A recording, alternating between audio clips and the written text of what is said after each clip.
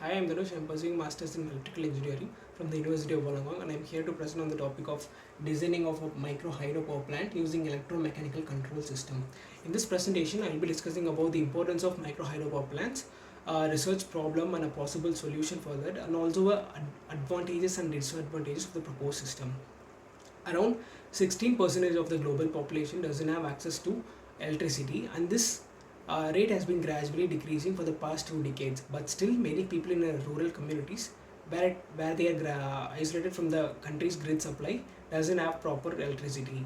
To address these problems, global leaders have been looking for innovative solutions for a very that is reliable for a very long time. One of the possible solutions put forth by many researchers are the installation of micro hydro power plants along the streams.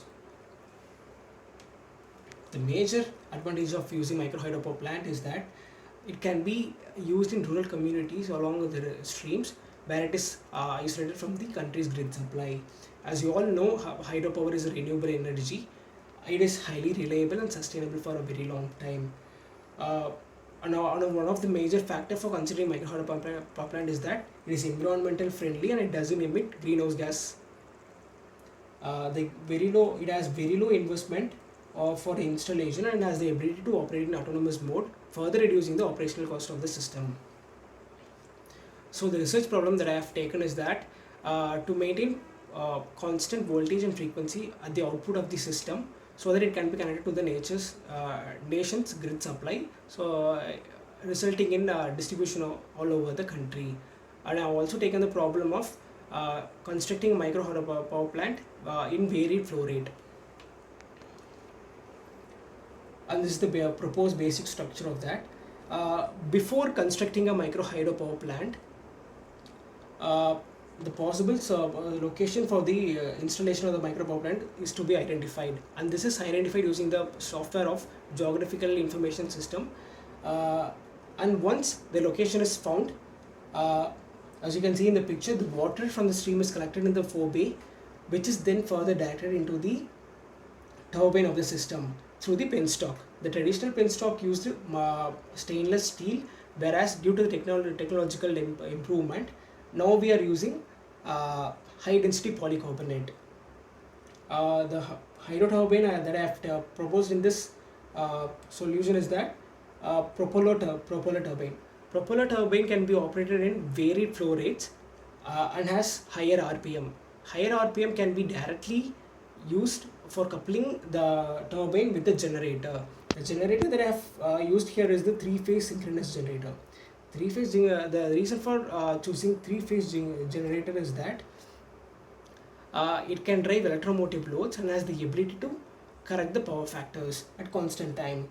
As you can get the output from the generator, which is transferred from mechanical energy to electrical energy, but this output from the generator doesn't have constant voltage or the frequency, so it is fed back to the control system, which I have proposed in the electromechanical control system.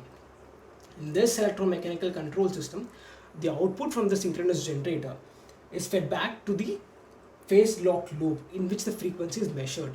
The frequency is then compared with the reference value of 50 Hz and then fed back to the PID control block.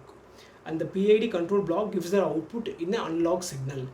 This analog signal cannot be fed back to the ballast loads since it is not digital, so it is given to the decoder, and the decoder changes the analog input into the digital signal, and this digital signal is given to the switching system of the ballast loads. This ballast load is used to compensate the power which is consumed by the consumer load whenever there is a slight change in the reference frequency and the measured frequency. Whereas whenever there is a significant change between the reference frequency and the measured frequency, the fuzzy logic controller is used. The fuzzy logic controller uses reference frequency, measured frequency and the consumer load values as their inputs. With these inputs, it produces an output to the DC motor connected to the turbine, which further controls the direction of the turbine in anti-clockwise or clockwise direction, which further controlling the water flow inside the turbine. By controlling the water flow, the voltage and frequency of the output can also be controlled. And by controlling the voltage and the frequency using the proposed method, the main advantage of that is that it gives high efficiency and reliability.